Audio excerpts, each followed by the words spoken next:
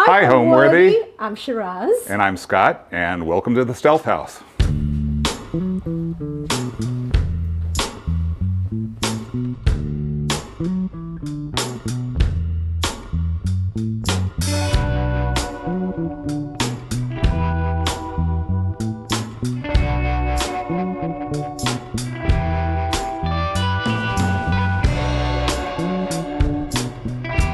You're watching Homeworthy, where we believe every home has a story. Hi, I'm Shiraz Bakshai, and I'm an esthetician. And I'm Scott Specht, and I'm the architect of this home. So for the Stealth House, it started many, many years ago. You know, every architect has the projects they do for money and for clients, and then they have projects that are on the boards they do for themselves. And we've done a number of those in the past, and this started as a experimental project. Just did it for our own gratification, I guess you say. And it started as the idea that you could take a small piece of property in any environment, and you could put a house there that's really an oasis from whatever environment it's in. So we did a lot of renderings that were, you know, in war zones. There was a house that was an oasis. There were some others that were in a desert, and they literally had an oasis, and it remained a project for a while. But then several years ago, I found this very odd piece of property in central Austin, and it's an ADU site. So it actually was the backyard of another house that's in front. Very, very tiny lot, but in a great walkable location. There's a grocery store nearby and everything else. And for many years, I wasn't sure what I was going to do with it, but then realized that this house we'd been working on as an experiment would work perfectly for this site. And at that point, decided to go ahead and build it. And you know, the windowless nature of the house, the fact that it looks on interior courtyards as opposed to these other houses that are, you know, 10 feet away, makes it really perfect for this site. So the basic concept of the Stealth House is it has no exterior windows at all. It's basically a wall of corrugated Corten steel, and Corten rusts naturally and then stabilizes, so it ends up with this beautiful sort of orangish rust patina that will last for hundreds of years. And so we have this exterior perimeter, and all that's on the exterior is a front door and a garage door. That's all you see from the outside. So it really becomes this very secluded fortress, and it's on a site where we used every square inch of the property. The exterior walls are pushed right to the setback limits, so it makes the most of the piece of property. Then when you come inside, by the rules in Austin, you're only allowed 1,100 square feet for any ADU, and we went right to that limit. So this is an 1,100 square foot house. But the thing that's different is a lot of the exterior courtyard spaces that we included don't count in that footprint. So they feel like they're part of the interior of the house, and your eye, you know, isn't constrained by the size of the house. It moves out into these courtyards, into the green spaces, so it feels like a much, much larger house, even while you're in what's a small footprint. And the great thing about it is the privacy and security you feel here. You know, the neighborhood that this is in is very dense, but when you walk in that front door, you feel like you're in a spa. You feel like you're in an oasis, completely separated from the rest of the urban environment. But it has the advantage of being very walkable. We're 2 blocks from a grocery store, a block from a coffee shop, so you get the best of both worlds with this.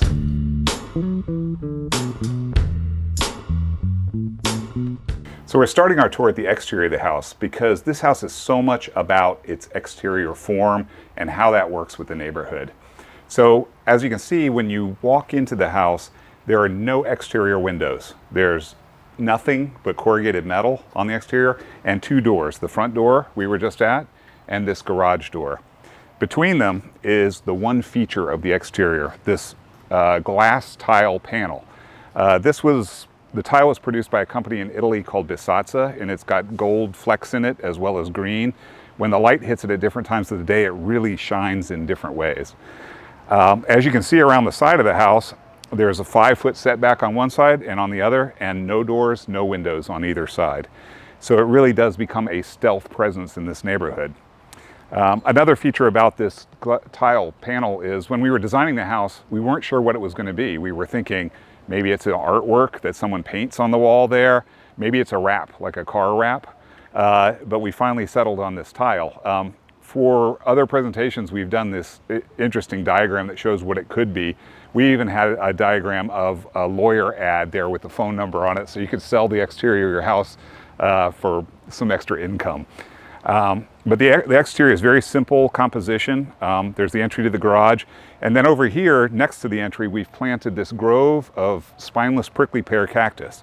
And they're very young right now. They've grown to this height, but these things will get about 6 feet tall and will completely fill that area in front of the wall. So it gives it a really incredible presence of the mass of greenery.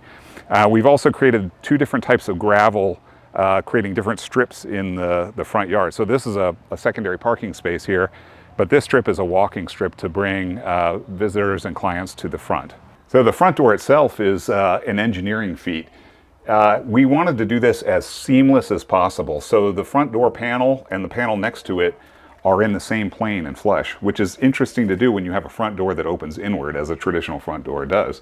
So we had to create this very special custom front door with concealed hinges that are completely invisible when the door is closed. And we put this big bar handle on it to make it, you know, a very minimalist feature. So this house is really a response to its context. As you can see, it's in a very typical neighborhood that's only 2 miles from the city center core, and it has a lot of small one-family houses. These are very typical. They're usually on a 50-foot by 75-foot lot. And what we were able to do was buy the backyard of one of those houses to build what's called an ADU, an accessory dwelling unit. So our house takes up half of one of those lots. And we maximized that by building out the house, as you'll see. You enter the house by this unnamed gravel alley. So let's take a look. And here it is.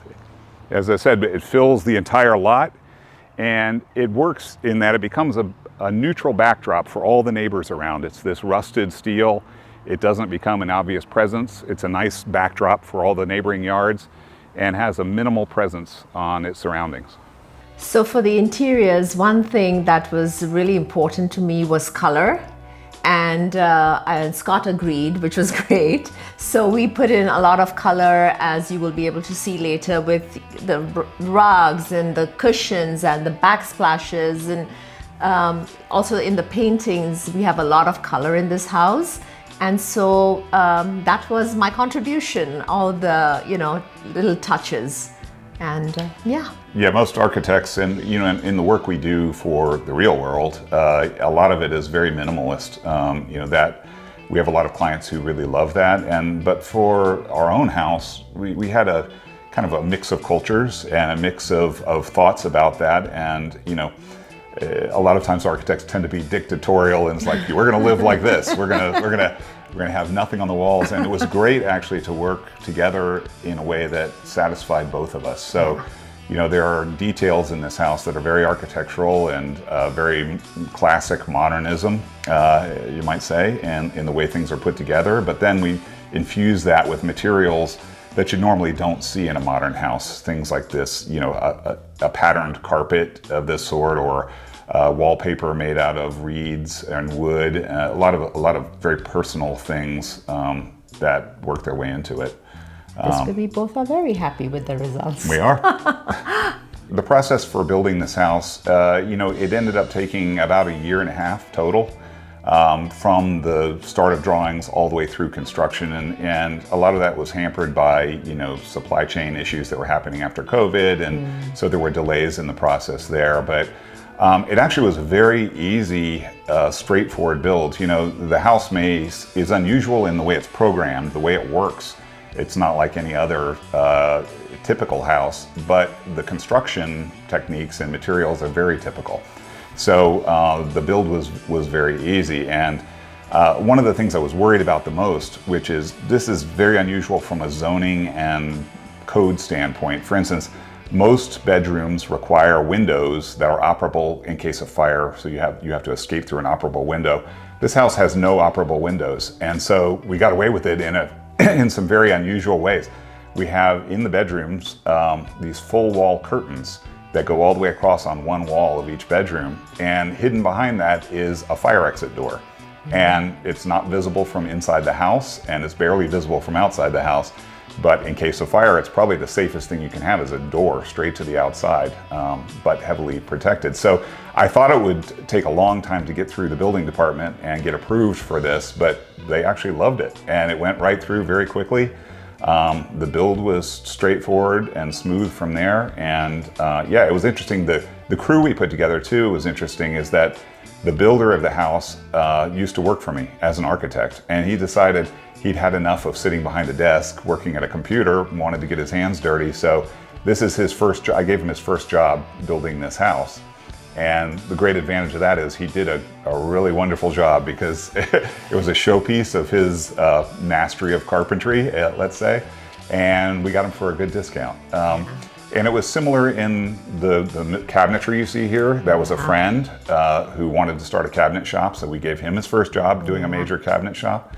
So I liken the whole thing to an Amish barn raising. You know, it's a bunch of friends getting together to put the thing together. Right. And it happened to work out really well. So like every other architect, we submit every project we do for awards, and this one has really won the trifecta of awards. It's got National AI Award, it got a State Texas Society of Architects Award, and it got an AI Austin Award of Excellence. So it's rare for a project to get all three of those. And in addition, we have a number of other ones, Architizer A+ Award, and a whole host of other publications. So it's been really wonderful to get the recognition for the house for something that was so personal.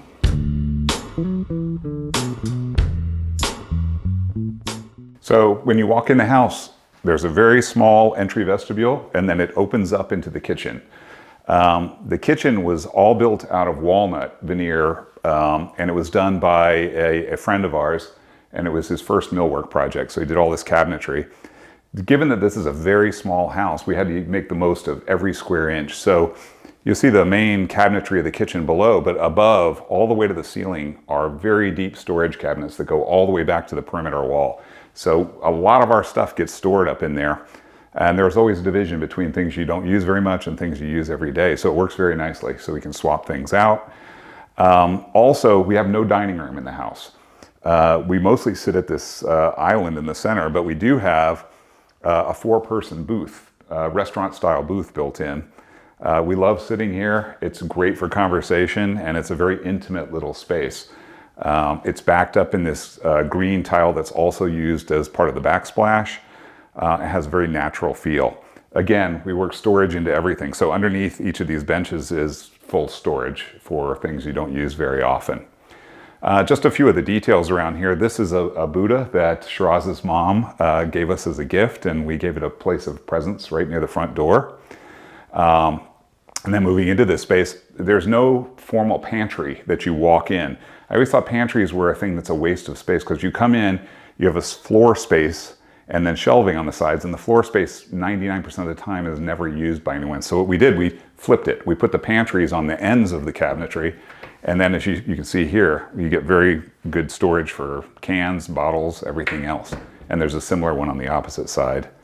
As you come around here, we use this white countertop material as a surround for the entire cooking space here. It really nicely defines this pop of white as the space you work in, as opposed to the dark surround of the walnut.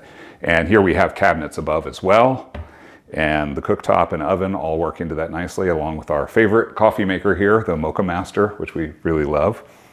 And then the kitchen island is waterfall sides on both sides, and plenty of knee room here.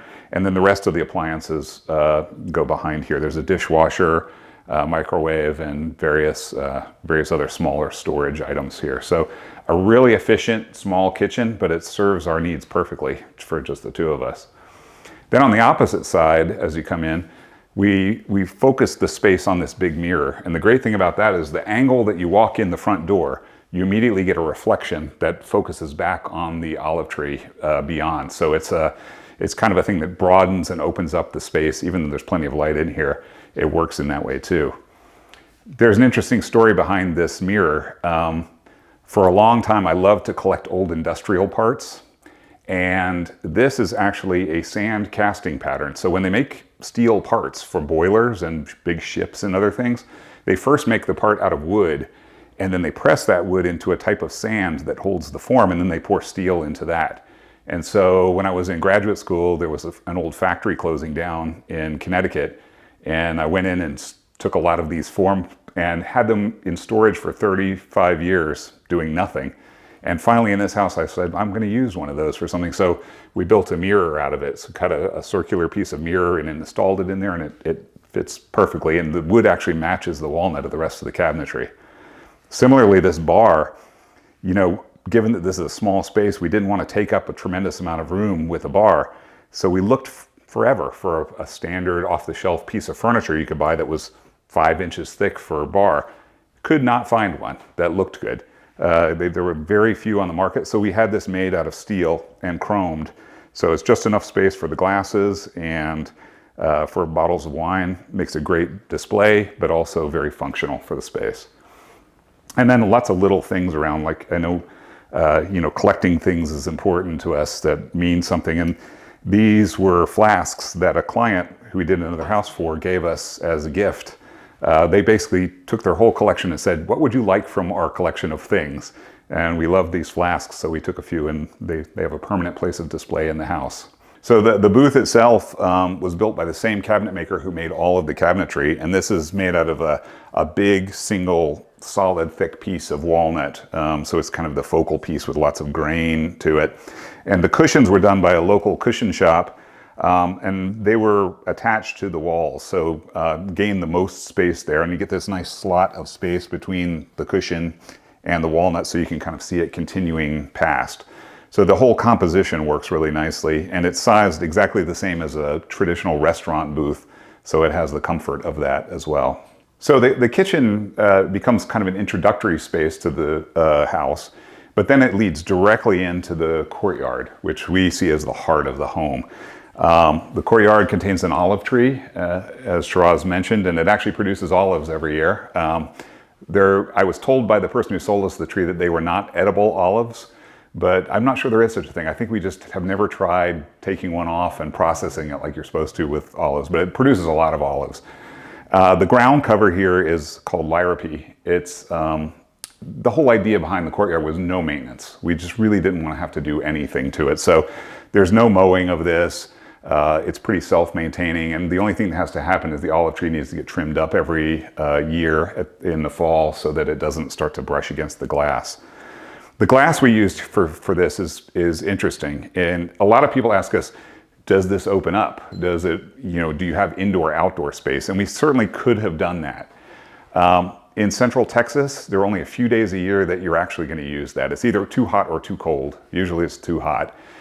The other thing you do is when you have an operable system, you have lots of tracks and frames, and it gets a heavy look to it. So what we did, we just bought the glass units themselves, the insulated glass units, and then we had custom-made frames that were sunk into the ceiling and into the floor. So you get almost minimal, only these verticals show up.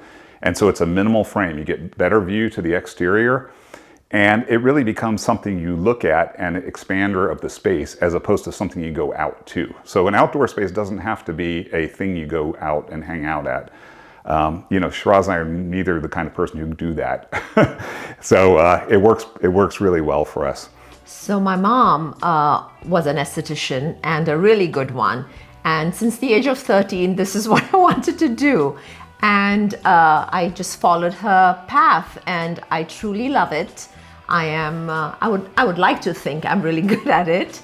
And yes, and I've been doing this in Austin since '99. So a long, long time. And I've been an architect for my entire professional career as well. So I started about 30 years ago in New York and worked for a number of other fairly well-known architects, and then started my own firm in New York, and then got an offer to come to Austin, and took it and started the firm here, and for a while operated in both places, but then recently have consolidated the firm in Austin as the headquarters, and recently took on a partner, Jacob Novak, so we're Specht Novak Architects now.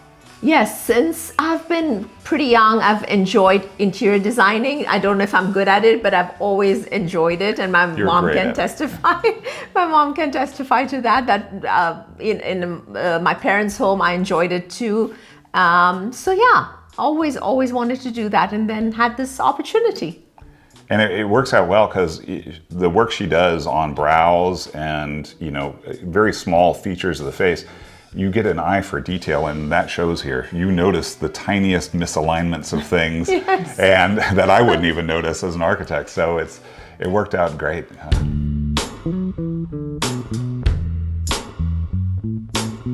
So on the opposite side of the house, we have this other courtyard that's very narrow. It's only 5 feet deep. And that becomes the perimeter wall that's right on our property line. And it's started out as an aviary. We had this great vision of birds flying back and forth in that aviary and providing a lot of interest. We tried it, and the birds really didn't like it out there because they were worried about predators from above. They could see up all the time. Never really understood that birds like to have a protection over the top of them. So what we did instead, we planted a tall bamboo that will eventually grow to the height of 8 feet. So you can see the tallest piece out there, and this will be just a green wall on this side. So it's very lush feeling and open when you're in the living room. You're sitting here on one side, you have the green bamboo courtyard. The other side, you have the olive tree. You can see the sky from there, and it just feels wonderful. It feels like you're in this little galley between two, green optimal spaces.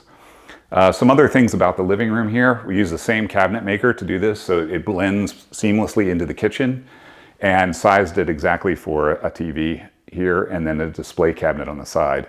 Now, one super interesting detail that I love, this is probably my favorite detail in the whole house, is the fact that a lot of times when you have a wall of windows, it's always odd when it hits a wall and just stops that view. So what we did here, we put a very narrow piece of mirror, and it has the illusion effect when you're sitting on the couch of that window wall just continuing on and extending beyond here in the courtyard the same way. But you never see a reflection of yourself in that. So love these little tricks where you extend space with various means, even using mirror, but in a very, very subtle way. Some of the other items here, a lot of this we just bought and composed, from various sources. The stand for the light back here is from the same factory that produced the mirror on the other side. So when we loaded up that truck with sand casting formworks, we got that as well. But then bought these lamps recently to place on top, and it all flows really nicely together in the composition. The couch we had picked out before the house was designed. So we knew we wanted a couch and that it had a back height that was this dimension. So you can see here the sill of the window matches exactly the back height of the couch. So it all fits together as a perfect piece and makes a really nice corner transition that can seat a lot of people. This is a big couch. And the other elements that are around it were all worked in to go with it. The carpet here has a feel of a traditional Persian rug, but not really. It's a sort of an updated, abstracted version of it.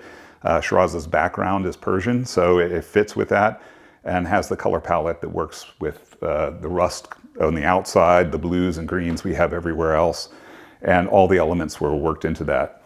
Some of the other items, this piece was found at I don't know what you call it, a thrift store in Lockhart, Texas, and there are a number of pieces in the house we got from this thrift store in Lockhart that goes to estate sales and so forth and buys them.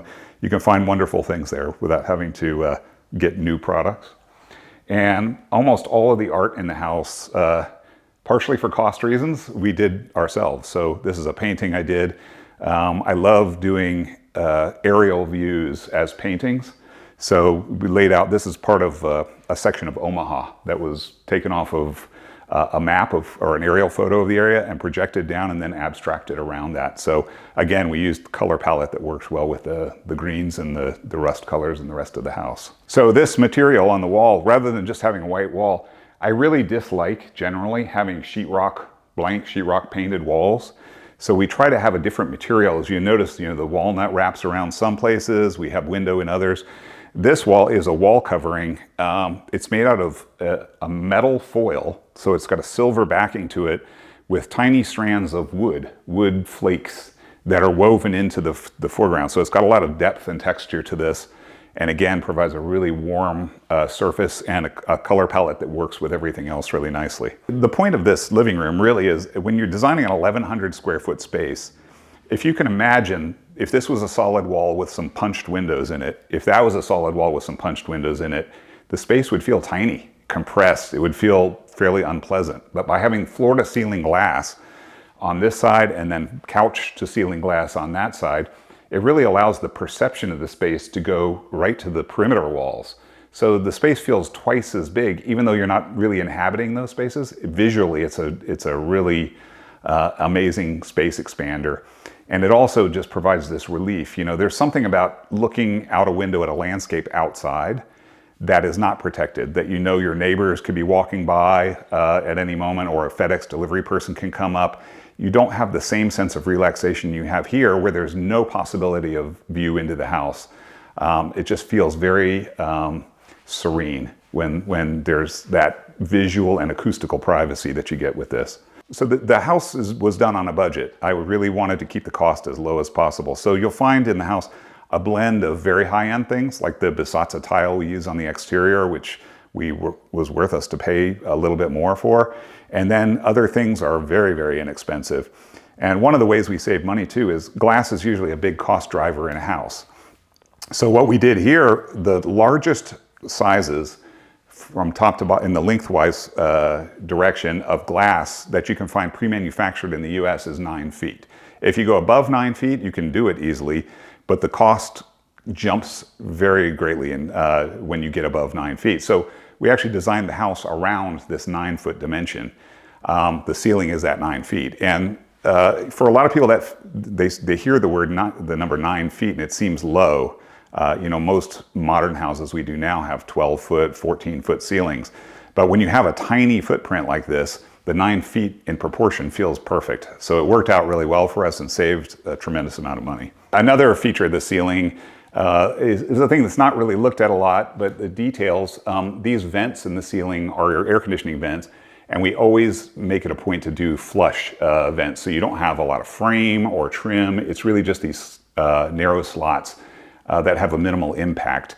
A lot of times you get a lot of things going on the ceiling with smoke detectors and light fixtures and everything else, and it gets a very cluttered look to it. So we try to keep that as serene as possible. So I work from home. Scott set up this really cool room for me, which you'll get to see. And it's really fun because when my clients who come in for the first time, they're just so surprised by just coming in and seeing this oasis of a home, and they love it. So yeah, some of them will take pictures of the house and the courtyards. So it's fun. It's unexpected because it's like from the exterior, you have no idea. It's on an alley, and you see this blank box. We actually had one person walking by comment, we thought this might be a crack house because there's no windows and no indication of what it is. But so it truly is an oasis. From the outside, you have no stealth. That's why it's called stealth house, because from the outside, you have no indication of what it is, other than there's a tile wall in front that's a pretty special tile.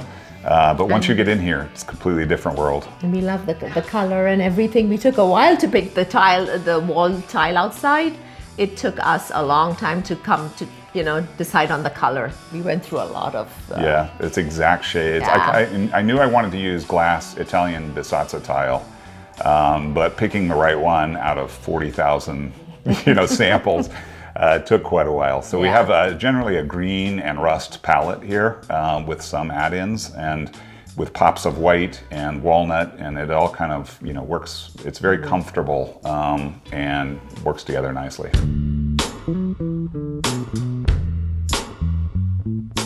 And as you progress back through here, we're entering the primary suite area, and it's completely closable from the rest of the house by a pocket door here that tucks in. And the nice thing is here, when we do have someone staying in that front bedroom, we almost have a separate apartment back here. On axis with the rest of the house, we put this piece of art, another piece of art that I worked on, and it's actually taken from a head gasket of an engine that was laser cut out of steel, and then we found various parts to put in there. These are actually for mini pizzas, the little cooking trays for those. So it's kind of a folk art project, you might say, but it gives a nice termination to the end of that axis as you come in. So the primary suite is composed of a bathroom, a closet, and the bedroom, just 3 spaces. So we'll start by walking into the bedroom portion. So that same wall covering we talked about in the living room folds its way back into the primary bedroom and becomes one of the walls in here. So we have a neutral backdrop for the bedroom, and then we have pops of color against that. And so if the living room had a tendency toward greens, here it becomes more of a blue palette that works its way through everything. The bedroom is small and was sized around a king-size bed, so we have just enough room to comfortably walk. So it's very simple here. Right centered on the bed, we have a TV wall, and then on either side, the whole rest of the room is glass. So it focuses back out on the same courtyard where we see the olive tree again, and again, floor-to-ceiling glass. Then on the other side of the room is a small office, because I work from home some days of the week. It looks tiny, but it actually this desk pulls out and folds down and becomes a fairly large workspace, and it really works perfectly for what I need when I'm here. Just a few of the details. This cabinet is an IKEA hack.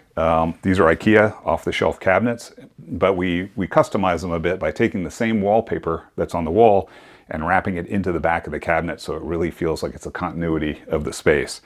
And then the glass pieces that are inside came from the same thrift shop that we found the one in the living room in Lockhart, Texas. So love the transparent glass, really gives it a warm feel. Some other pieces, this is something I had for many years. It's an original Frank Lloyd Wright print. He did a series of portfolios in 1911, I believe, the Wasmuth portfolio. So this is an original page from that. It's the one piece of fine art we have in the house. And then behind the bed is another painting I did. Shiraz wanted something a little bit less abstract and a little bit friendlier and beautiful, so did a floral print there with colors that match the rest. One of the interesting things about the bedroom is also this curtain wall. You'll see this in both bedrooms. It acts a number of purposes. It's an acoustical absorber, so it makes it nice and quiet in the bedroom. We have this light strip above that just cascades a sheet of light against here, and at night that becomes really dramatic. But also the fire escape from the room is behind this curtain. I'm not going to pull it back because it messes the curtain up, but in case of fire, you don't have to crawl out a window. You have a door, steel door that goes directly to the outside in both bedrooms. So it feels really nice and it works really well. So walking back towards the rest of the primary suite, we have the closet here. And if you come in, it's not a huge space, but it's been lined with cabinetry and made as efficient as absolutely possible. We did a display case in the center, and we have shelves and storage around the top with some nice lighting for it. And then move from there into what's probably my favorite room in the house, which is the bathroom. As you can see here, it also opens into the same courtyard that runs alongside the living room. So it's floor-to-ceiling glass again, and a really amazing experience to take a shower in here with glass on both sides. It's especially magical at night when the exterior is lit up and the plants are all glowing, and those are the only lights you have on. We used the Bisazza glass tile that's on the front of the house, but a different color in the bathroom. Gave it a little bit of weight, used a dark tile, and then this just leads around the corner to the toilet space. Then the sink area itself, again, using budgetary items. This countertop is a pre-made thing that's was about $400. And so we built the cabinetry all around that. The custom cabinet maker made these cabinets. And even though it wasn't a standard size, we did some small details, like this piece of walnut at the back that provides a transition from the backsplash to here. It's a little subtle detail, but it really ties the whole thing together. And then to make this a small space feel bigger, we full height mirror all the way from the backsplash to the ceiling, and then it turns the corner here, and the light fixtures are mounted on that, so you see a reflection of lights going all the way back. And doing a globular light like that, that produces light in all directions, and then reflecting off a mirror gives you a great way to see your face, and especially with a black backdrop. I'm sure you've been in spaces where the backdrop is bright and you can't see yourself, or the light is coming down straight down from above from a downlight. The quality of light with these fairly inexpensive fixtures worked out really well. One final thing here is another idea of customizing off-the-shelf things. These are standard mirror cabinets that will go into the wall. We put them together on this wall to give a full-length mirror, and then had a walnut frame custom built around it. So it becomes almost an art piece in here that matches the rest of the cabinetry. So one little detail that I forgot to mention when we were walking in is normally you don't see rust on the interior of a space. But what we did here was take steel and wrap the inside corner here that then continues outside the glass to the exterior wall. And that idea of the outside materials coming to the inside, even in a small way, starts to really fragment the space and blur the line between what's inside and what's outside. So tiny details like this can make a big difference in how you perceive the space. Yeah, it's a tough house to entertain in only because of its size. So you can only fit a certain number of people in here, but that's, you know, I think lifestyles, at least for us, are a little bit different now, where a lot of times you go out, if you have a very large party, you go out to entertain at a restaurant or some other space, and your home, you invite smaller parties here. So we have couples over, we have, 6 to 8 people. We've had a party here over 30 people one time, and it worked just fine, quite honestly. But we don't have a large dining room with dining facilities for that many people. So you have different kinds of intimate gatherings, like just another couple that we can sit and actually have good conversations with, and we enjoy that. Yeah. Well, for me, there's so many things, but one of the things that's really special is our olive tree in the courtyard. It reminds us of our time in Rome for our honeymoon, and at night it's really special when we light it up. And that's the first thing we see in the morning and the last thing before we sleep. So yeah, we love it. That's my favorite feature. And you've named it Olivia. And it's got a name. Her name's Olivia. So yeah. My favorite thing about it is the fact of it. The fact that, all my career and in school, you do these projects that are paper projects that never see the light of day. And this is the one chance you have to build your ideal project. And the fact that other people seem to love it too is very, very gratifying. I think that's the idea was scary to build this because it's not a typical house, and there was worry about resale value. There's always this worry is like, is anybody else going to want this thing if you do it so personally to your needs? And kind of didn't throw it out the window, put it aside in my brain when doing that, and was hoping it'd work out. And luckily, we really love it here, and it feels wonderful. I would agree with Shiraz that the nighttime feel here is magical. Yes. The tree all lit up, the bamboo lit up. It's just beautiful. It really does feel like you're in a different place. And I'm really proud of his work. I will say that. I'm very proud of my husband's work. So yeah. Very sweet. So heading back towards the front of the home, I will hand you off to Shiraz, who will tell you about her studio. Hi, I'm Shiraz and welcome to my studio.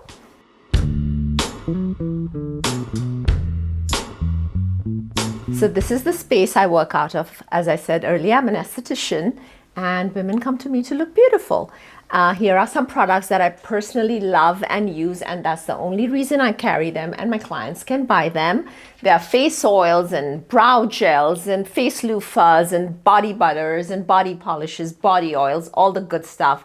I love Rachel's Plan B products, love Spa Cells loofah, my mom's brand of tinted brow gels, some of my clients' all-time favorite products. This space is a very special space for my clients because when they come in, they relax. I have music going on in the background. They have this beautiful view of the courtyard. They are completely relaxed, they say, when they come here, and depending on what they choose as their service, that's the amount of time I spend on them. I mainly concentrate on brows. That's like my favorite thing to do. And now I've started offering lash stuff. So brows and lashes, my thing. The rug here, I was incorporating more greens into the house. We both wanted that color. So another green rug down here, we just picked it up from IKEA one day while doing a walk through IKEA. We liked it, we got it. And then again, some plants to add a little bit of green and a pop of color. and easy care plants, because this room doesn't get too much sunlight during the day. So it's perfect to have plants that grow easy, not too much sunlight. And if you see in the corner here, we again have the wallpaper that's in our living room, bedroom, and just a little bit on the side here to make it nice and warm and perfect. So the curtain here, as you can see, has this ripple effect. Same as the corrugated metal outside. We have recessed lighting, the same thing as we have in our bedroom. There's just a wall behind here, and it gives this beautiful warm look to this room, and it all just ties in so well with the grays and the beiges and the greens. This is a little bathroom off the studio, because in case they need to use it. It has a beautiful view of the courtyard. We have some lovely things on the wall here, which are really, some of them are funny, some of them are cute. This is a print by Scott's friend, Denise Prince. It just makes me happy when I see it. And then this is done by Scott over here a long time ago, and I absolutely love it. Anything done by Scott, I love. And this is a fabric we picked up in India on our travels this March. And we cut it out, we, framed it, and just to add a pop of color in our bathroom. And yeah, again, Bisatsa tiles in the shower, something lighter, more brighter. That's what we wanted here. And oh, I forgot to mention, this room also doubles up as a bedroom in case Ivan visits, that's Scott's son, or my mom visits, and we pull it out. We pull out the Murphy bed, and it's perfect. We take this, we store it in our storeroom, my chair over here, and then these photos I have because it makes me happy to see them when I work and between work. So yeah, this is also my one of my favorite rooms in the house. I think honestly, it is the amount of personal input that you have into that house. Some people come to an architect and they say, I want a house, just do something for us, and you can do the interior design and we'll move in and it'll be great. The projects that we enjoy the most, though, are ones where there's an intimate connection with the client and back and forth about, we love this, we don't love that, and a lot of times the designs go through many, many iterations to get that perfect honing in on what makes you most comfortable. So I think it's kind of hard sometimes. It's almost like psychotherapy. You talk to clients and really get into what makes them feel wonderful when they come to a place. But it really should be a place where when you walk in, you feel that sense of relaxation and the worry drains out of you, and it's very much about comfort and about your life. So oftentimes that doesn't work with resale value, but I think it's worth doing. You don't get too many chances in life to build the place of your dreams, and might as well take advantage of that.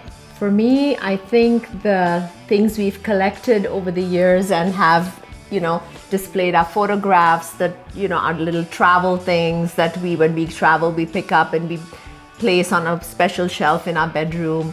And, like things like this tree, and I'm talking about our home right now. So this tree and all the little things that we've collected over time in this home makes me feel like this is a special place for us.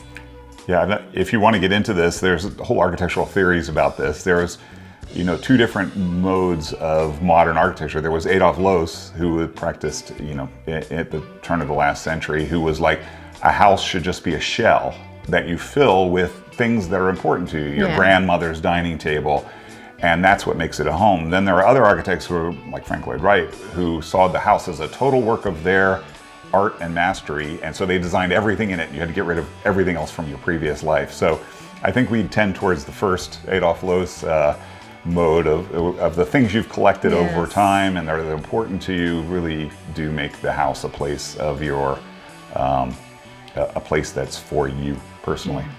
Thanks for watching. Be sure to go to homeworthy.com for exclusive content, shopping guides, and so much more.